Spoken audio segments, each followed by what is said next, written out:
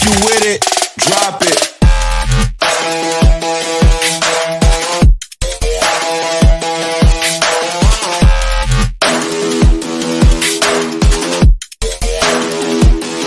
Hi guys, welcome to another episode of the Mantate Show. This is a podcast where I talk about, the way that I think about life, the way that I do life, but also in talking about these things, I'm hoping that you can engage me and also share how you think about your life, how you, approach different things. And I think the point of it is learning from each other, because there's so much that we can learn from each other that can help us, do life better and enjoy life better. Because I think ultimately the point of life is for us to enjoy living, for us to serve our purpose, and for us to be a blessing to each other's lives. So yeah, that's kind of like the space that I'm trying to create with this podcast. So this week I'm talking about something very important, something very close to my heart. And I know I say this every week that topics are important for me, but this one is very special. And I'm talking about something that links to a project that I'm doing. So it's also just me trying to raise awareness about this particular project that I'm working on, and making sure that how you can be a part of it, or you can just look at it and be like, I want to do something similar in my community. So the idea is for you to partner me in doing this, or for you to go out there and do your own thing. So today we're talking about community projects. They are such a big part of my journey, and I want to talk about why I do them, how I've been doing them, but also what I'm doing right now, how you can be a part of it, but also why it's important for you to think about doing them if you've not been doing any kind of community work, but also, if you've been doing it, kind of just getting you into a space of, okay, how do I grow in what I do, and also how do I do, differently, better? How do I collaborate with other people? How do I maximize the space that I'm in and the resources that I could have access to in order to ensure that, I maximize the impact of the work that I do. So today, that's the conversation. It's just everything community projects. So as a way of kind of just giving you background, I grew up in Gulumane. It's my favorite place in the world, I think. Yeah, it has my heart, right? So I grew up in Gulumane, in Bulawayo, Zimbabwe. And the reason why I love Gulumane so much is naturally because Ukoko, Mzukulu Koko, my grandmother raised me in Gulumane, and it's such a big part of my life because she is a big part of my life. May her soul rest in peace. But more than just my grandmother, it was also like the community that raised me, because I wasn't raised just by my grandmother. I was raised by a community of people that made me feel loved. I genuinely felt loved in my hood. There were grannies, there were aunties, there were big sisters, big brothers. It was different people that were genuinely affirming my journey. Like, they were always telling me, you're a smart kid, or they're telling someone, you should play with that girl. She's like very focused, she likes school, she's gonna do great things. But I think one of the most amazing moments in my childhood was, when I'm coming back from school or from a trip or from something, and then you meet these, grannies at the shops, and they're just telling you, oh, we saw you on TV, we saw you do this, we're so proud of you, keep doing what you're doing. So I think growing up in an environment like that, where, people were seeing what you were doing, and they were speaking positively into that. They were encouraging you. They were inspiring you. It was such a powerful start for me, because I think it was kind of like the pool of voices that really spoke into my journey when I was young, the people that affirmed the kind of passion that I had, the energy I had, for the different things that I was doing. And so because I was raised in that kind of space of community, there's always been a part of me that's genuinely excited about, passionate about, and trying to think about how can I be of relevance to the community? How can I use my gift to serve the community? And how can my network of friends in different spaces actually serve the community? So that's kind of like the start for my why. And then the second element as well is the fact that it wasn't just like the parents, that were doing this thing, that were speaking into my life, that were like the reason why I'm excited about my hood, but it was like my friends as well. I went to a primary school that was so close to my hood. It was like so close. So I remember like me and my friends would, hang out after school. We'll go to like different houses, and I think a lot of us did that. Where you finish school, you pass by a friend's house, you hang out, you play there, and then you move to another house. We used to do that a lot, right? And because we're building these strong relationships, we ended up also being friends, with our friends' parents, their siblings. So my friend's mom would be my mom, my granny would be, granny to my friends as well. So that was like the community that we had. We were just, a bunch of kids that were excited about, life, playing games, and also kids that were excited about school. A lot of the friendships that I had in primary school are actually some of the strongest, sisterhoods right now, and I'm very, very grateful for that. So I think because we were friends that we're excited about life, and we're excited about a lot of things that we're seeing on TV, and it was always this thing of, we're gonna do great things. We were always sharing these crazy dreams, we always had these ideas of what we could be, and we were always wanting nicer things in life, and by that it was always like, how do we get there? So I think I've always been grounded in those kind of memories, the places that mattered to me when I was starting out, the places where my dreams were validated. So the friendships, the community of support from elders in my hood. So that's kind of like where my why is. And the reason why I'm talking about this is because I really believe that as people growing in our different ways, and by growth it's not just age, it's just growing in our profession, growing academically, growing spiritually, growing physically, and other ways. The idea of it is, how do we find ways in which we can feed back into those communities that really made us what we are, right? Because I think it's like a cycle. It's like they helped us to be here, but we also in exchange kind of feed back into ensuring that the next person also has a certain level of support to just go forward in different ways, or just get affirmation, because it's not always giving someone something material. It's just like the motivation that could come from, from you or from the work that you do that inspires someone to want to be bigger. So the reason why I think it's important to have a why is because as you continue to do different things, your why is the one thing that will really keep you grounded in kind of just people-centered community work. I genuinely feel like if you have a very strong why, one, it will motivate you to keep coming back and doing things. Number two, it will ensure that you continue to do things for the right reasons, because I think community service has to be grounded in, just benefiting the community. It has to be centered on just the good for the community and not crazy reasons. So it helps you to stay grounded in, a purpose that just has people at heart. So it's very important for you to define your why, but also it becomes easier for you to, mobilize other people to work with you in the work that you're doing in the community, because clarity of your why means that people are able to see that this is what you're doing and why you're doing it, and they're able to say that, okay, I want to be a part of this because this aligns with my vision or with my, my principles, my values. So I think that when you have a very clear why, it's easier for people to just be like, I want to partner with you. It's very, very important. And I think the other thing that I will try and talk about a bit later in this conversation is just like the value of people and networks, because doing good in the community is not always just about you and always having the resources to do the things that you want to do. Sometimes it's about being able to mobilize the right resources and the right people to actually do what you need to do. So you don't always need to have money to do community projects. I think what's important is understanding your why, understanding the right people around you, and the spaces where you can access resources to do those community projects. So that's the most important thing, the why for your community projects. And then I was going to talk about people later, but I'm realizing I should start with that now before I move to the kind of projects I've been doing.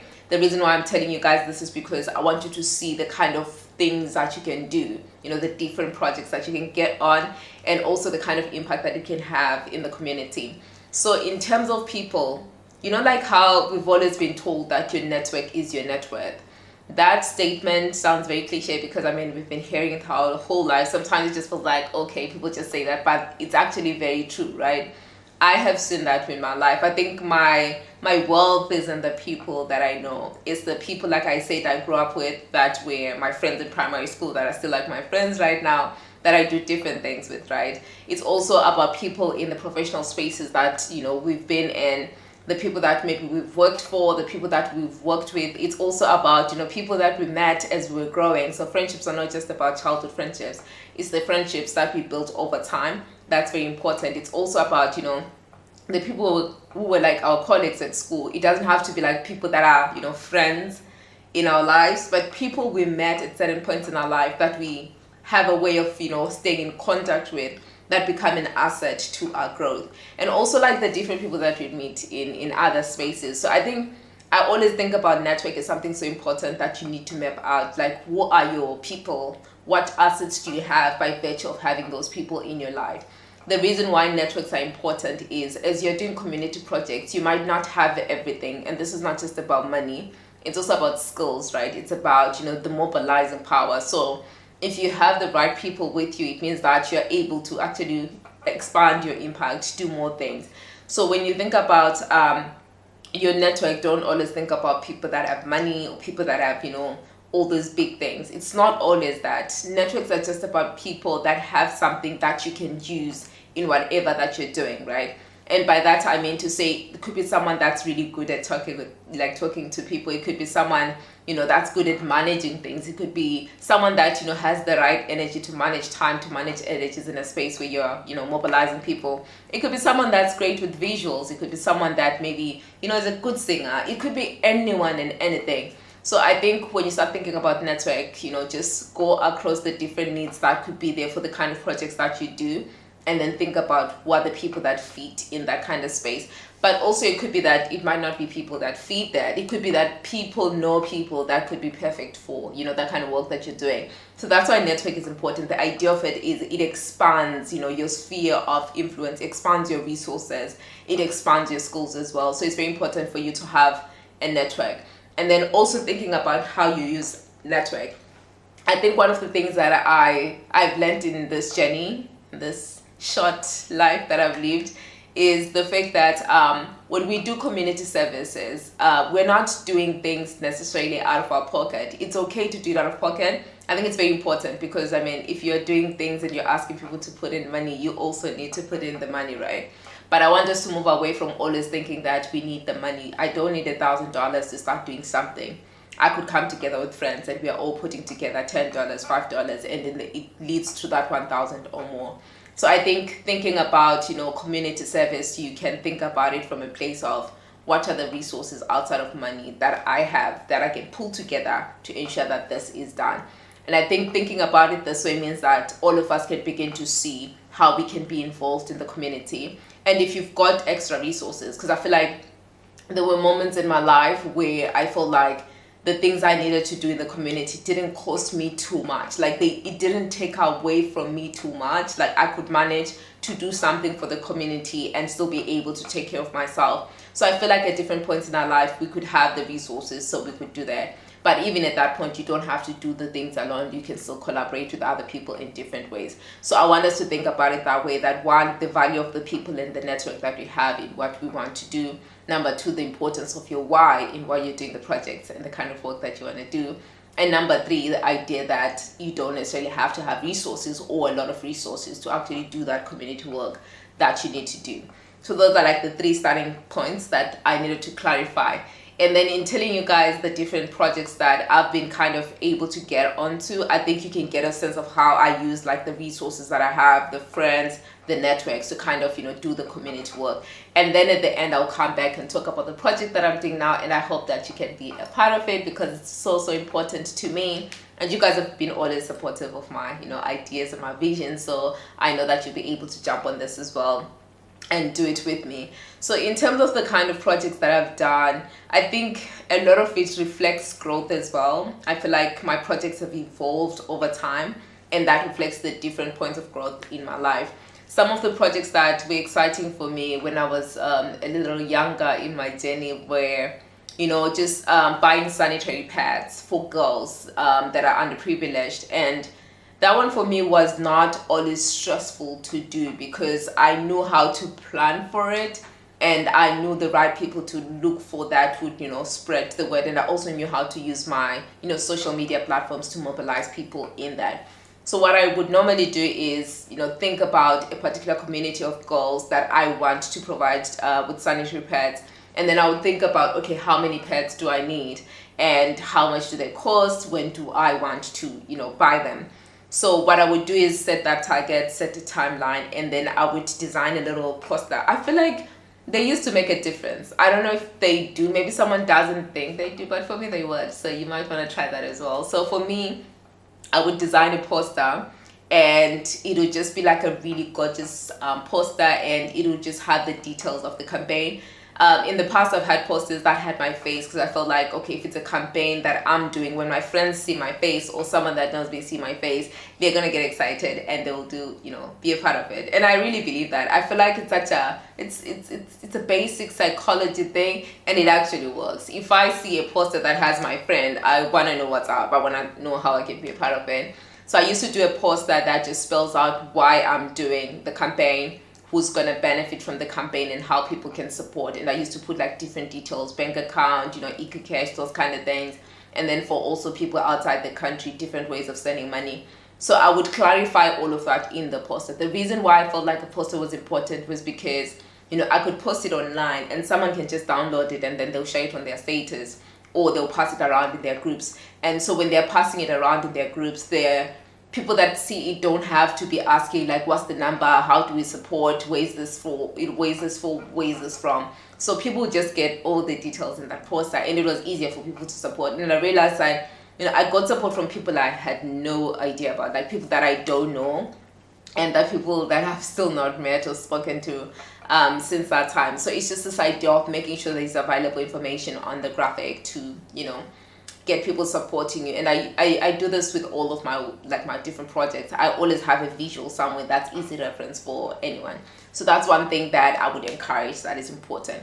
So I used to do that. And I think my favorite, one of the campaigns that I did was actually during my Yali program in South Africa. We did the Yali residence in South Africa in 2018. And then at the end of the 4 weeks of Yali, was it 4 weeks? I can't remember. Yeah, but I think it was 4 weeks. Can't remember.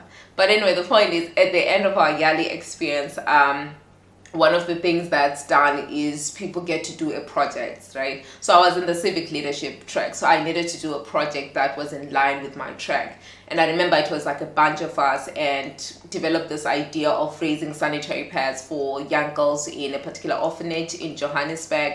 And we actually had 1 week to do the campaign or do the project. And so I did the same thing, designed a little poster, and actually sent it around the community because it was a lot of us from Southern Africa, right? So it was a lot of us. So I sent it in the different groups. I was talking to people about it. And I remember like we were just able to do amazing things. Like people would send them in their groups, share them with friends, would talk about them in different spaces. And we were able in that 1 week to actually raise enough to buy 6 months supply of sanitary pads for young girls. It was 40 young girls at that orphanage, and that really made me happy. Like it was just this idea of, it's not a once off, like a this month thing, but it's like 6 months supply. And in my mind, I always think about, okay, you were able to do this in a space with like a limited number of people, and in 1 week, how much more can you do? So I want you guys to think about projects like that. If you're able to have like a certain level of impact in a small space of time, also with a very small community of people supporting you, what can you do if the community was wider and you had more time?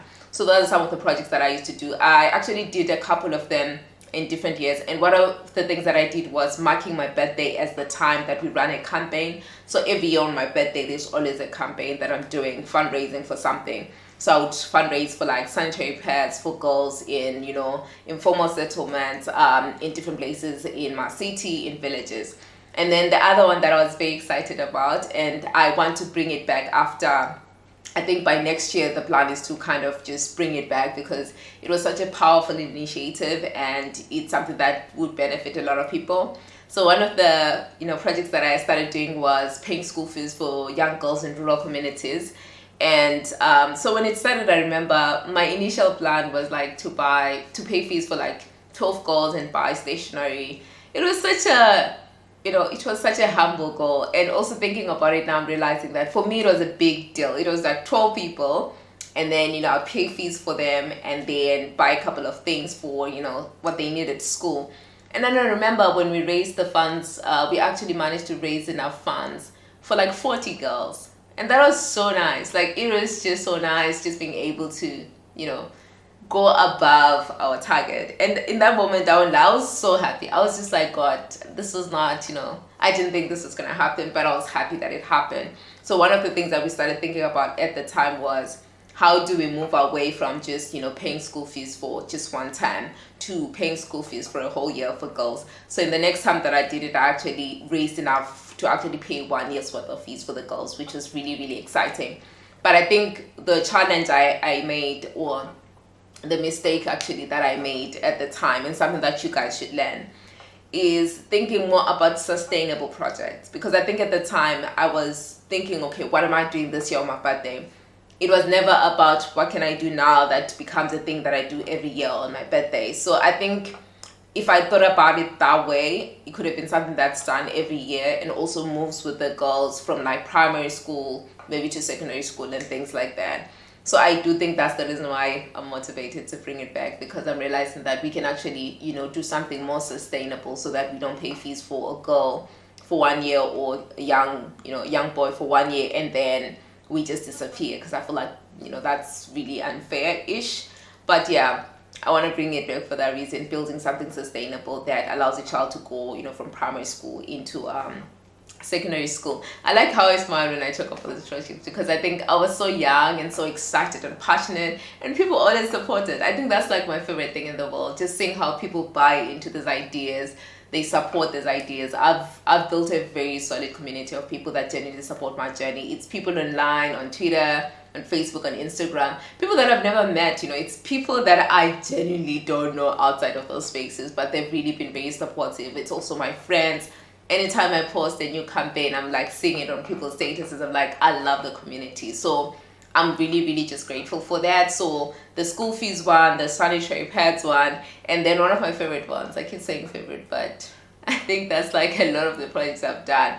One of my favorite projects was actually a project that I did during COVID. So one of the things that used to stress me out in my hood in Kulumane, I wasn't living in Kulumane anymore because I was working in Harare, but it was always this idea of, water shortage, and it was stressing me out because, like I was saying, that there was a lot of grannies in the hood, a lot of grandpas and stuff. So in my mind, I was like, I don't like the fact that grannies have to walk so many, kilometers to just get water from a borehole somewhere when there's no, council water. So I started thinking about, okay, if you drill a borehole closer, it means that the grannies in the hood that you grew up around could actually get a borehole, right? So I was like, oh, okay, let's try it out. And I remember I started, raising funds for it. That was a very ambitious project because, first of all, it was expensive to drill a borehole. I needed something like $4,500. That was the plan that I had, to raise $4,500 for all of the different things that I needed to make sure the project was complete, right? And then I started raising the funds. It was so fun, it was so fun. Because during COVID, a lot of people came through to support. And I realized also it's a lesson. And that's what I'm trying to do with this, conversation, to say there are things I learned that, looking back, I'm like, okay, if I'd done things differently, or, this was a little bit too ambitious. So one of the things I realized when I was raising money for the borehole was, it was a bit ambitious, like I needed a lot of money, but people were not, going to give you all of it. So it was a conversation I had to have with myself at the end of the campaign period, because all my campaigns have like a specific timeline. So towards the end of the campaign, I was like, okay, so I've raised this much, I need to top up. So it was actually a thing of, what are you going to do to make sure this project comes to life? Because one thing about me is I do not quit, I do not stop halfway, I follow through, right? So my thing was like, how do you make sure that the project delivers? Because you want to do this, it's important to you. So I ended up topping up the remainder of the money. It was a lot of money at the time, like I was young, I was just, working, and I was at school as well. It was a lot of money, but I can tell you that the use of that money to this day is one of like the best things I've ever done with money. So I topped up the money, and then I drilled the ball. It was like the nicest thing. I won't lie. I was just so happy. I wasn't there when they finished and handed it over to the community, but I was just so happy, that I was able to give to the grannies in my hood, the resources to, get water and just, be happy. So it made me happy. When my grannies are happy, my grannies' friends are happy. And Ukoko was so excited about it. She, like, oh my God, she was so happy. She used to tell me like a lot of stories about, the borehole and, the thinking that the community was having. Because one of the things I also value about community is the things that we do for the community, that the community also takes responsibility for, that helps to ensure sustainability, but also it doesn't place a lot of weight on us. So one of the things that I'm really just grateful for was, at the time, the councillor for my ward was Rodney Jellet. So one of the things I was grateful for with him was, whenever I needed to know what was, needed, how to go about things, especially things that, have to deal with, the community and water and borehole, like council regulations and stuff around that, he was one of the people that I genuinely went to. I was like, this is what I'm trying to do. What do I need to think about? And he was very, very helpful for all of the different things I've done in Gulumane.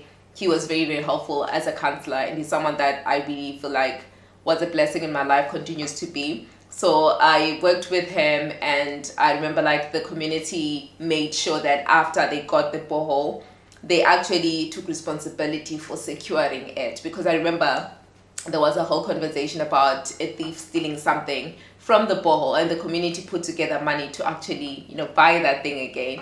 And I remember also at some point, because this was like 2020, right now we're in 2025, the borehole's been there for 5 years and it's still functional, so you can imagine how happy I am.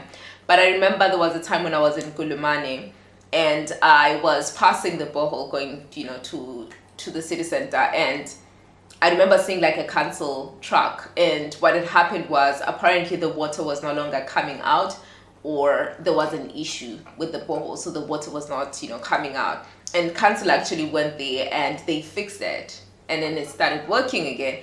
That gave me so much joy. I never went to council and say this is what happened. I handed over the ball to the community, and the community has taken care of it. So I think that's one of my favorite projects, because it taught me a lot about sustainability when you do things with the community. So I think it's very important, if you're going into a community, to think about how you can ensure that the project is relevant to the needs of the community, but also finding ways to ensure that the community takes ownership of it and they're able to do different things. And also just the support of the council. I don't know how it works with boreholes, but for me it was just such a powerful thing that council is making sure they fix it. I know it's a problem of water, that's their terrain responsibility, but just the fact that they were able to go there and fix it to ensure that people still have water with all of the challenges with water that are there. So I think it was really nice to think about it that way. I think as we build more community-centered projects, there's going to be a lot of buy-in from the communities, and they will take over and ensure there's sustainability there. So that was one of my favorite projects. And then, like I said, Uti, this one was a little bit on the expensive, but there are some other ones that have not been that expensive. Like we did one, I think in 2024, I think it was last year, I can't remember, but we did one for grandmothers. This one I did it in honor of Ukoko.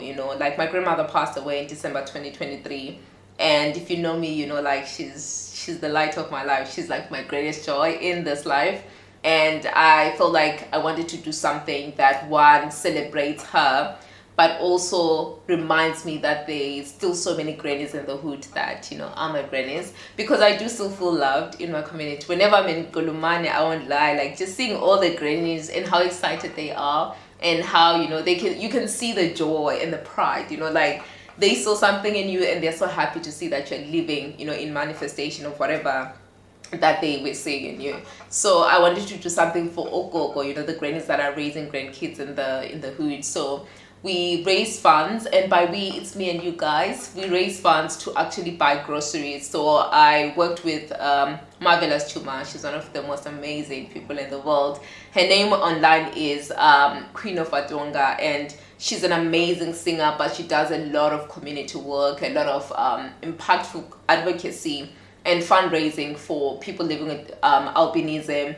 She's an amazing person. Yeah, so I collaborated with her and ensured that I deliver groceries to the grannies in my hood, but also ensure that some of the groceries went to her community as well. So what we did was we bought groceries for different women, and she just went to Ngulumane. And she didn't know Ngulumane like that, but she went to Ngulumane, picked up my sister, because my sister knows the different grannies that I grew up around. So she went to Ngulumane, visited different grannies, gave them these gifts, and they were so happy, and they spoke into our lives. They blessed them. They blessed all of the different people that really contributed to the project. And I think the point that I'm trying to get at with all of these things is helping you see the different things you can do for people. Some are once-off things. It's groceries, people eat them and they finish. But some of them are sustainable. It's boreholes, that allow people to continuously have water. Or it's school fees for girls, and you're helping, ensure that we keep young girls at school. So it's just different things that you can do. It's things that you love, things that you're passionate about, or things that mean something to you in different ways that you can actually do. So I really encourage you to start thinking about projects from that place of what really excites me, what means the most to me, how do I do it, and who do I partner in the hood to do it. Like I say that in the community, you partner the people. You partner people that could be in authority that can be helpful to you. You also partner other people that are doing amazing things in the community as a way of, ensuring that the project goes through, because I was in Oxford at the time when we did the project with Mavi. I was in Oxford, so I wasn't going to be in Zim to, distribute the groceries to the grannies. So Mavi then partnered with me to ensure that they go there. So it's just thinking about the different people that you can work with to ensure that the projects go back to the people. So I mean, I could go on. There's like a whole lot of things that we've been doing in this short, long life of ours.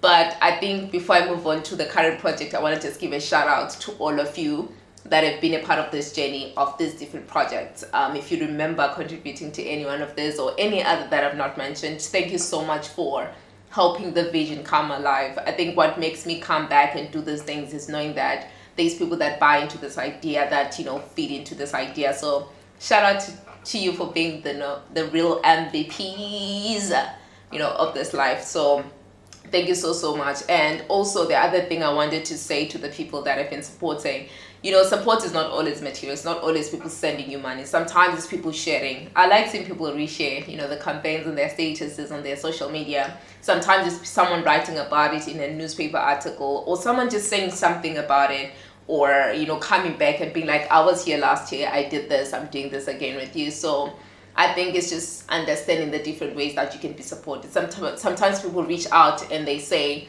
can I do this for you? Can I help you with this in your campaign? Which is like super nice.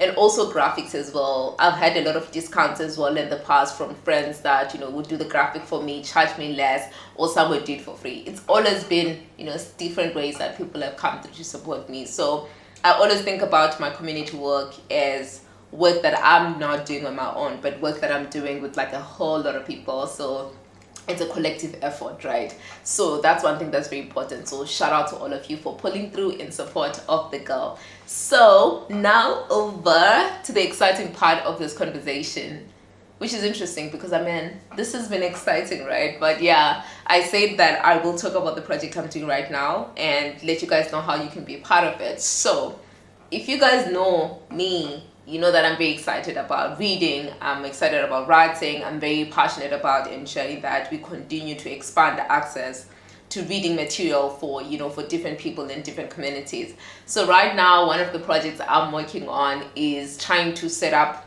libraries in rural communities. That's my current interest, and I'm trying to think of different ways of partnering people to do this. So we're doing it in stages so that, one, I don't overwhelm myself, because I also have like school full time in my work. So I'm trying to make sure I balance all of that. So I'm doing this amazing project of setting up libraries in different parts of, rural Zimbabwe.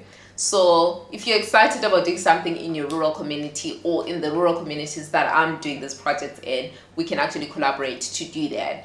But then this is the thinking behind it. We are starting with Wange. So Wange, we're already setting up the library. So one of the things that I'm really grateful for with this is I have an amazing partner on the ground in Wange that I've worked with since 2018. So I've worked with Shangano Arts Trust in different capacities, and I'm really grateful for the kind of support that they give me. If you don't know about them, please check them out. They're called Shangano Arts Trust, and they're led by Mr. Petros Ndlovu, and they do amazing work in not just Wange, but in the broader Matabeleland North. So I'm partnering with them to set up this library. So one of the things I'm also very excited about is that when I actually first thought about this, I actually just reached out to Mr. Ndlovu and I asked him, I was like, is there space in the community that you're in or in the offices that you have that we can actually convert into a library? And he said, oh yeah, we do have a room that we do not use. It's been used as storage for a long time, so we could potentially empty that and then convert it. And I was so excited about it because when they showed me the room, it was very, very big and it needed a lot of work. The colors of the walls needed to change, the space needed, to be given a little lift nyana.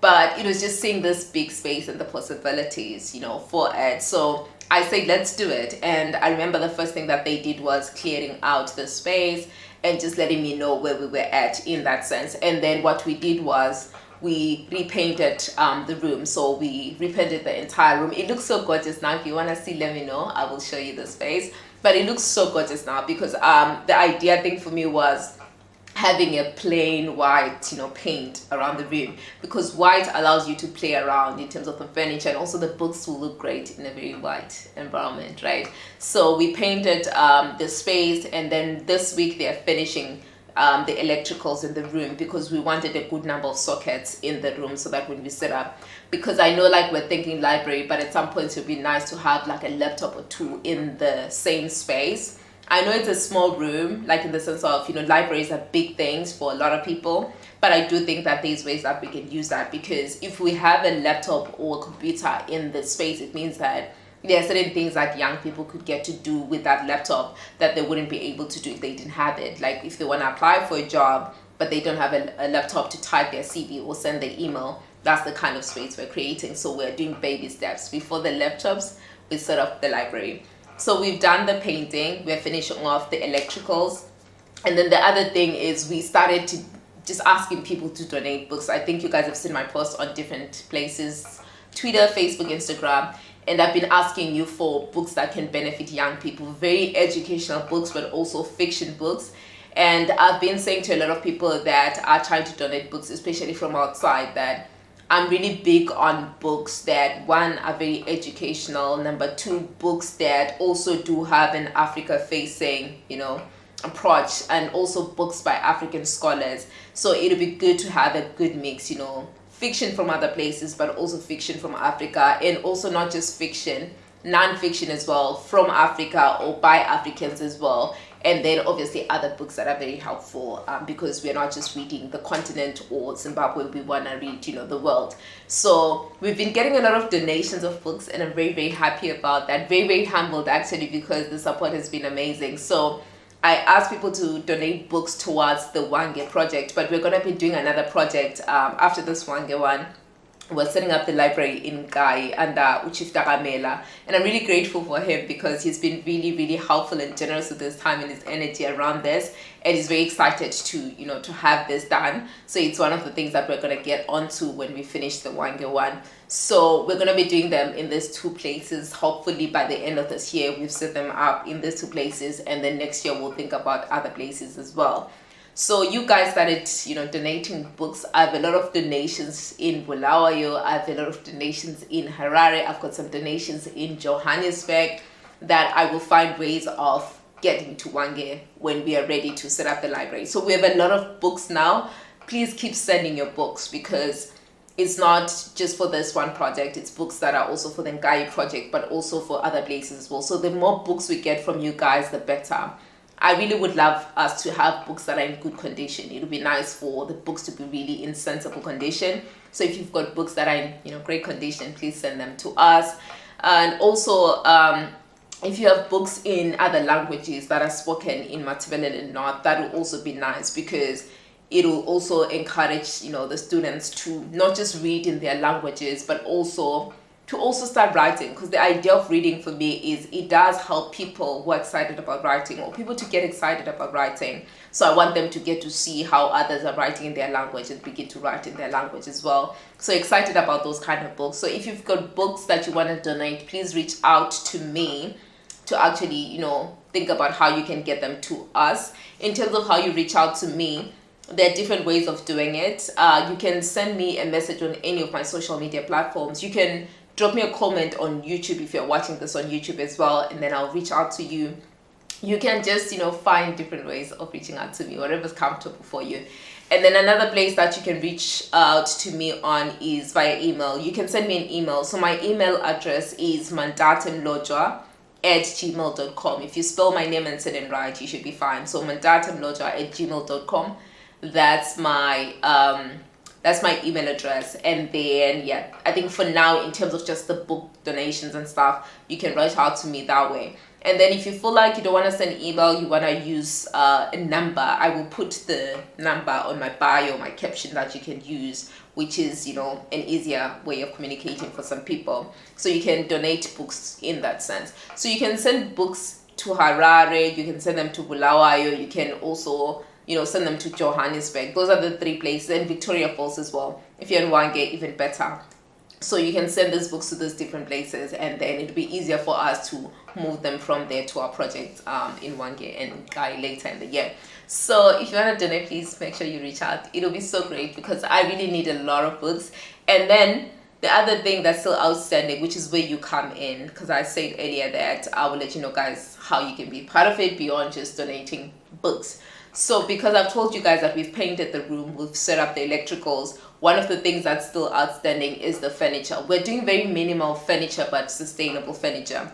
So what we want to do is basically set up some shelves around the room, and to ensure that the center of the room is, you know, set aside for people to sit. We have a certain arrangement that looks great in my head. I hope it comes out the way that I, you know, want it to come out. But when it comes to spaces, I'm a pro, so I think it'll come out. So we want to do a couple of shelves on the wall. That saves a lot of space because it's just, you know, shelves going up.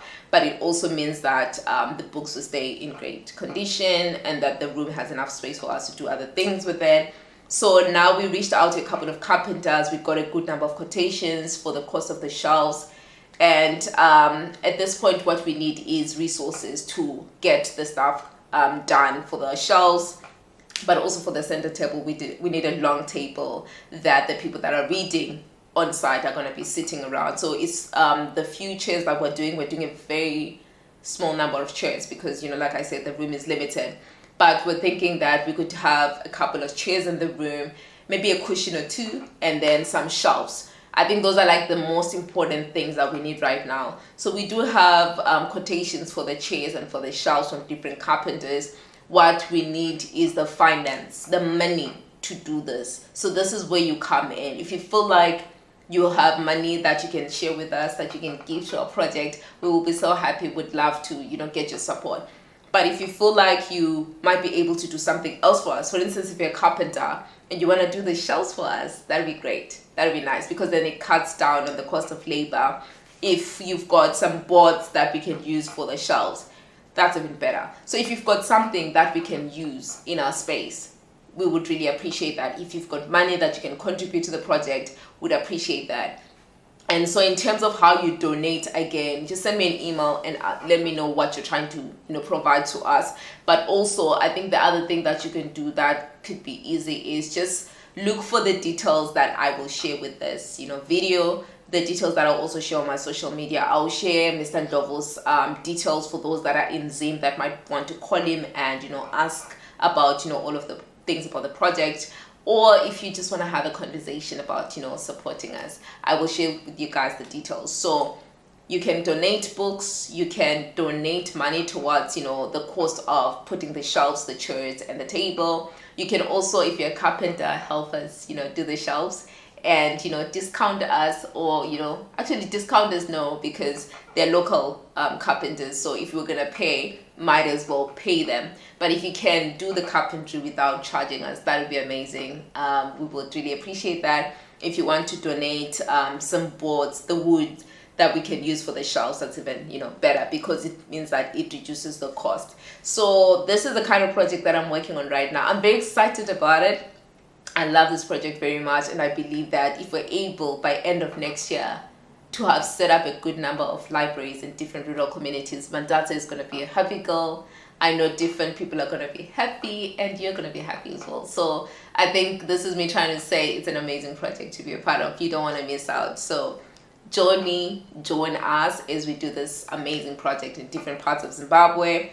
And I hope that it's something that we keep on doing across, you know, lifetime, because I feel like if we're able to set up, you know, libraries every year in different communities, it means that we'll be able, you know, to ensure that people have access to books that they can read, that we cultivate the culture of reading, that we encourage, you know, young people, children to write and have their own things, you know, published.